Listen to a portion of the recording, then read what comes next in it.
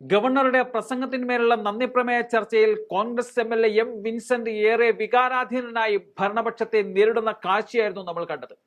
സ്ഥിരമായി CPM ഉയർത്തുന്ന കാര്യമാണ് കോൺഗ്രസ് BJP ബന്ധം.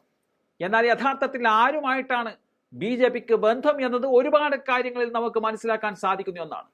ആ കാര്യങ്ങളൊക്കെ ചൂണ്ടിക്കാട്ടിയായിരുന്നു വിൻസെന്റ് ഇടതുപക്ഷത്തെ കടന്നാക്രമിച്ചത്. ഗവർണറും പിണറായി വിജയനും ചക്കിക്കൊത്ത ചങ്കരൻ എന്നൊക്കെ പറഞ്ഞുകൊണ്ടായിരുന്നു BC നിയമനം ഉൾപ്പെടെയുള്ള വിഷയങ്ങൾ ഉന്നയിച്ചുകൊണ്ട് വിൻസെന്റ് പറഞ്ഞത്. വെറും 2 മിനിറ്റുള്ള ഗവർണറുടെ പ്രസംഗത്തിന് നന്ദി പറയാൻ എന്തിനെ 20 മിനിറ്റ് എടുത്തു എന്നുള്ള വിമർശനമടക്കം വിൻസെന്റ് ഉന്നയിക്കുന്നുമുണ്ട്. പിണറായി സർക്കാരിന്റെ അഴിമതിക്കും വിലക്കയറ്റത്തിനുമെതിരായി ജനരോഷം അതിശക്തമായി ഉയരുമ്പോൾ അതിനെ മറികടക്കാൻ, അതിന്റെ ശ്രദ്ധ തിരിച്ചുവിടാൻ ഗവർണർ പിണറായിയെ സഹായിക്കുന്നു എന്നുള്ള ആരോപണമാണ് വിൻസെന്റ് ഉന്നയിക്കുന്നത്. BJP വിരുദ്ധ പോരാട്ടത്തിന് വിൻസെന്റ് മുന്നോട്ട് വെച്ചത് രാഹുൽ ഗാന്ധിയാണ്. രാഹുൽ ഗാന്ധിയുടെ നിലപാടുകൾ പറഞ്ഞുകൊണ്ട് അക്ഷരാർത്ഥത്തിൽ ഇടതുപക്ഷത്തെ ഇരുത്തിക്കുകയാണ് വിൻസെന്റ് ചെയ്തിരിക്കുന്നത്. അദ്ദേഹത്തിന്റെ ആ വാക്കുകൾ: കേന്ദ്രത്തിനെതിരെ സമരം പ്രഖ്യാപിച്ചിട്ട് സമരസപ്പെടുകയല്ലേ സാർ നിങ്ങൾ കേന്ദ്രവുമായി? സാറേ, കേന്ദ്രത്തിനെതിരെ സമരം ചെയ്യുന്ന ഒരു നേതാവ് മണിപ്പൂരിൽ നിന്ന് യാത്ര ആരംഭിച്ച് സാർ തല ഉയർത്തി നിന്നുകൊണ്ട് അദ്ദേഹം വരുന്നു.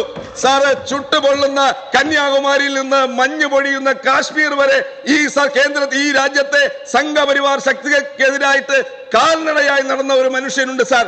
ആ മണിപ്പൂരിലെ മെയ്തി വിഭാഗത്തിന്റെയും കുക്കി വിഭാഗത്തിന്റെയും ഇടയിലേക്ക് ധൈര്യപൂർവ്വം നെഞ്ചുവിരിച്ചു വന്നു പോയ ഒരു മനുഷ്യനുണ്ട് സാർ. അവർക്ക് നേരെ സംഘപരിവാർ ഉയർത്തിയിട്ടുള്ള ബാരിക്കേഡുകൾ തട്ടിത്തെറിപ്പിച്ചു കൊണ്ടുപോകുന്ന ഒരു മനുഷ്യനെ നിങ്ങൾ കാണണം സാർ.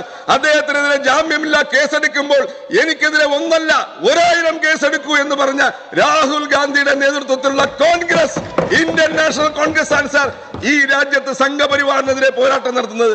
നിങ്ങൾക്ക് സംഘപരിവാറിനെതിരെ, മോദിക്കെതിരെ സമരം നടത്തുമ്പോൾ മുട്ടുപറയ്ക്കും.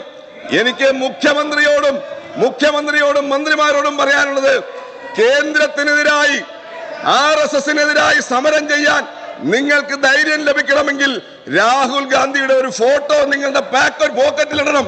എങ്കിൽ കേന്ദ്രത്തിനെതിരായിട്ടുള്ള പോരാട്ടത്തിന് നിങ്ങൾക്ക് ശക്തി ലഭിക്കും.